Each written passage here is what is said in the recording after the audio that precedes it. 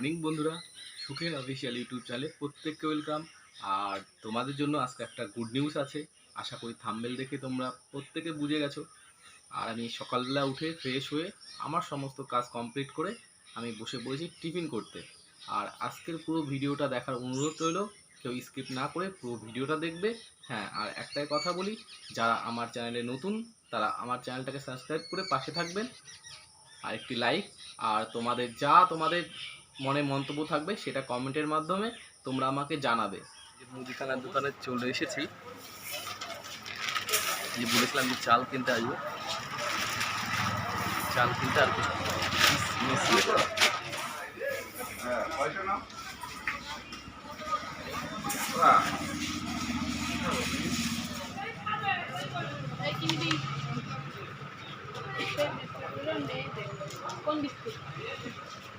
সন্ধ্যা হয়ে গেছে।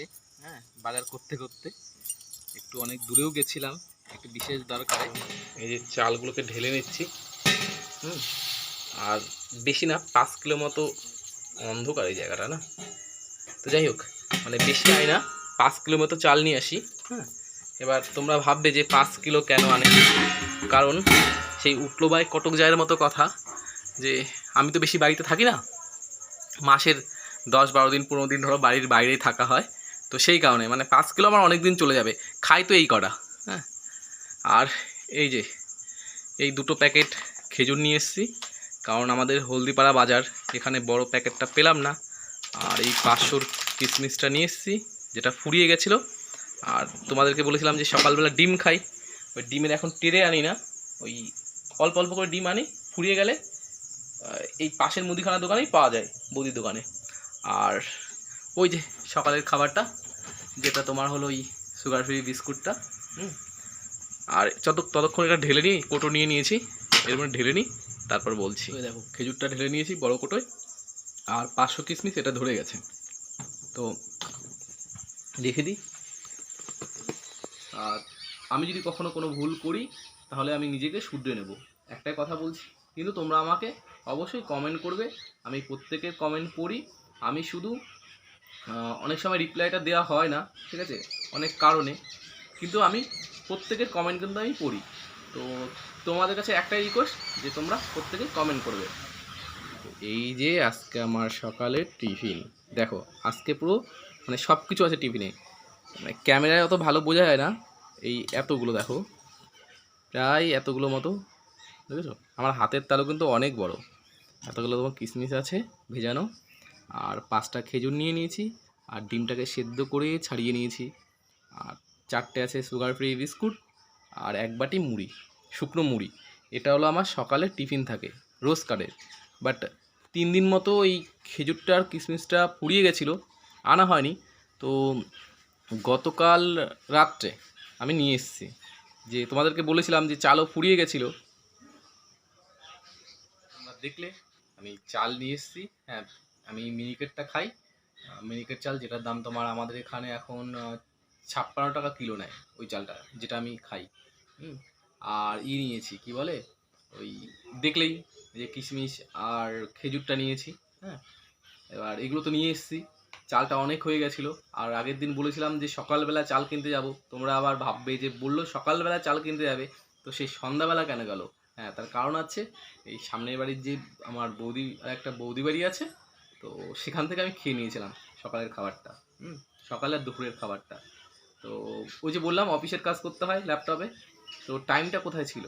আর তাও একবার গেছিলাম তার মাঝে, তো গিয়ে দেখি দোকান বন্ধ। তো আমি যেই দোকান থেকে চালটা কিনি, তো সেই দোকানটা বন্ধ ছিল। তো সেই কারণে আমি সন্ধ্যাবেলা গেছিলাম, সন্ধ্যাবেলা গিয়ে একবারে সব কিছু নিয়ে আসলাম যেটুকু আমার দরকার।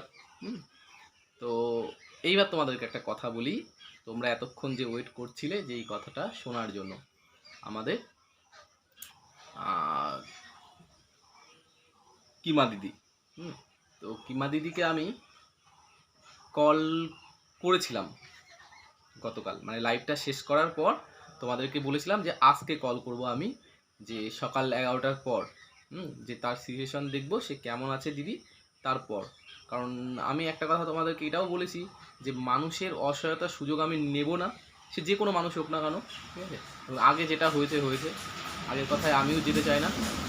ভুল ত্রুটি প্রত্যেকেরই হয়েছে কম বেশি, প্রত্যেকেরই হয়েছে। কেউ ধোয়া তুলসী পাতা না, আমিও বলতে পারবো না যে আমি ধোয়া তুলসী পাতা।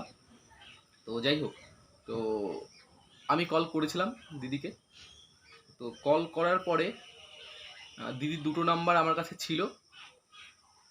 তো হ্যাঁ, আমি নাম্বারটার আগে ডিলিট করে দিয়েছিলাম নাম্বার দুটো। তো আমি আবার গুগল অ্যাকাউন্ট থেকে নাম্বারটাকে বের করে নিই। তো দিদির প্রথমে একটা নাম্বারে কল করলাম, রিং হলো, দেখলাম কেউ রিসিভ করলো না। তারপর দিদির আরেকটি নাম্বারে আমি কল করলাম, কল করার পর দেখি সেই নাম্বারে ব্যস্ত। আমি করেছিলাম, লাইভটা শেষ করেছিলাম হয়তো 10:30টার একটু পর। আর আমি দিদিকে কল করেছিলাম কিমাদিকে ওই 11টা একটু আগে, হয়তো মানে রাত 11টায় একটু আগে কল করেছিলাম, বা 11টার সময় এরকম কিছু একটা হবে। তো অত রাত্রে কল করাটা ঠিকও ছিল না, কিন্তু না, তাকে তো দিদি বলে ডাকি আর দিদির মতনই এখন সম্মান করি। তো সেখান থেকে দাঁড়িয়ে থেকে যারা, বিশেষ করে আমরা যারা ইউটিউবে কাজ করি, সোশ্যাল মিডিয়ায়, তারা আমরা 11টা-12টা অবধি জেগে থাকি। এটা প্রত্যেকেই জানো কম বেশি, যে ভিডিও এডিট করা এই কাজগুলোর জন্য। তো তখন ব্যস্ত বললো। আরেকটি যখন নাম্বারে কল করলাম, তারপর দেখলাম কিছুক্ষণ পরে দিদি কল ব্যাক করলো আমাকে। তো কল ব্যাক করার পরে বেশি সময় আমি নিইনি, কারণ আমি দেখেছিলাম তার ফোন ব্যস্ত ছিল, আর অনেকে হয়তো কল করছিল। আর ওই সিচুয়েশনে দাঁড়িয়ে তো কারোর সাথে তো আর গল্প করা যায় না, বলো যে হ্যাঁ ভাই পুরনো গল্প, পুরনো কেচ্ছা কেলেঙ্কারি এখন তুলে ধরবো, সেটা তো ঠিক না। কারণ সে রয়েছে, তার বিপদগ্রস্ত একজন মানুষ, সে তার বিপদে রয়েছে। তো আমার যেটুকু ওপিনিয়ন, আমার যেটুকু কথা আমি বললাম। তো দেখলাম দিদি যথেষ্ট ভদ্র ব্যবহার করেছে। হ্যাঁ, মানে কোনো রকম বাজে কোনো কথা আমাকে বলেনি, এটাও আমাকে বলেনি যে তুই আমাকে ফোন করেছিস কেন, সম্মান দিয়ে কথা বলেছে। আর আমি যেই কথাগুলো দিদিকে বলেছি, বা দিদির সাথে আমার যেই কথাগুলো আলোচনা হয়েছে, তো সেই কথাগুলো আমি কখনো সোশ্যাল মিডিয়ায় আনবো না, এটুকু বলতে পারি। দেখুন, প্রথমেই বলেছি যে আমি কোনো মানুষের অসহায়তার সুযোগ নেব না। আগের দিনও লাইভ, আমি গতকাল রাতের লাইভেও আমি বলেছি যে কখনো আমি কিমা দিদির ওখানে গেলে পরে, হাসপাতালে গেলে পরে, তার যদি দরকার হয়, ঠিক আছে, যে তার হাজব্যান্ডের পাশে তার ওই জামাইবাবুর সাথে, ঠিক আছে, যে বেডে থাকতে হবে আমাকে, পেশেন্টের সাথে তো একজন পেশেন্ট পার্টিকে থাকতে হয় যদি সিরিয়াস পেশেন্ট হয়। সিরিয়াস পেশেন্ট না হলেও বড় বড় হাসপাতালগুলোয়, সব হাসপাতালের রুলস যে রাত্রেবেলা পেশেন্ট পার্টির একজনকে রাখতে হয়, নাহলে তারা পেশেন্টের ট্রিটমেন্ট করতে চায় না, তারা ক্লিয়ার বলেই দেয়, এরকম একটা কিছু বেশ। তো যদিও থাকি, তোমাদেরকে একটাই কথা বলি, সেই ভিডিও তোমরা কোনোদিন পাবে না। আর আমি তো আমার ভিডিও কাউকে করতে দেবো না, কারণ এই জন্য বলছি, আমি চাই না যে ওই অনেকে দেখি অনেক কন্ট্রোভার্সি ক্রিয়েটাররা গেছে গিয়ে ভিডিও করে তারা দেখাচ্ছে এই আমরা এসছি এই সেই। আমি কেন দেখাতে যাব ভাই, অত হিরো সাজার দরকার নেই। কারোর জন্য যদি কিছু করি সেটা আমার তোলা থাকবে। আর তোমরাও দেখেছো, তার সাক্ষী, যে আমি কখনো কোনো বিপদে পড়েছি, ঈশ্বররূপী মানুষ আমার কাছে, মানে ঈশ্বর কোনো না কোনো মানুষ আমার সামনে পৌঁছে দিয়েছে তার হাতটা, যে আমাকে উপকার করার জন্য। ওই যে তোমাদেরকে বলেছিলাম, একজন সায়েন্টিস্ট ম্যাডাম, তাকে আমি দিদি বলে ডাকি। যারা আমার ফেসবুকে আছো তারা দেখবে, ওই দিদির সাথে আমার অনেক ভিডিও। সে আমাকে নিজের ভাই, নিজের সন্তানের মতো ভালোবাসে, সমস্ত বিপদে আমার পাশে ঢাল হয়ে এসে দাঁড়ায়। তো সেটা ঈশ্বররূপী মানুষ, তাকে তো আমি চিনতাম না, ওই বিপদের টাইমে তাকে আমি চিনেছিলাম। ঠিক তেমনি আমি যদি কোনো পুণ্য করি, সেটা আমাকে কাউকে দেখাতে হবে না। আর হ্যাঁ, একটা কথা বলি, যে কিমা দিদির হাজব্যান্ডের পাশে এখন কোনো লোক দরকার নেই, কারণ দিদির হাজব্যান্ড এখন আইসিইউতে আছে। আর তোমরা জানো যে আইসিইউতে পেশেন্ট থাকলে পরে সেখানে কাউকেই অ্যালাউ করে না। এমন এমন হাসপাতাল আছে, যেমন এসএসকেএমে আইসিইউতে কাউকে বাইরের লোককে দেখতেও যেতে দেয় না। তারপরে দিদির হাজব্যান্ডের যেহেতু কোভিড, তো আশা করি ঠিক হয়ে যাবে, প্রার্থনা এটাই করি। কত কঠিন কঠিন রোগ থেকে মানুষ সুস্থ হয়ে যাচ্ছে, ঠিক না? তো যার যতদিন আয়ু আছে সেটা তো হবেই, তার সাথে সেটা তো আমাদের হাতে নেই। কিন্তু আশা রাখছি যে 100% দিদির হাজব্যান্ড ঠিক হয়ে যাবে। বয়সই বা কত হয়েছে বলো, ঠিক না? তো তোমরা কিন্তু কেউ আমাকে রিকোয়েস্ট করবে না কখনো যে কি কথা হলো, এগুলো আমি বলতে পারবো না, ঠিক আছে?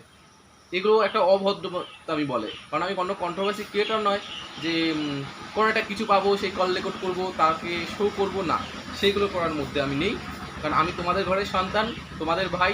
তোমরা চাইবে না যে 6 মাস আগে ভাই যাই কিছু করেছে না কেন সেইগুলো আবার রিপিট আসুক, না, সেগুলো আর রিপিট কোনোদিন আসবে না।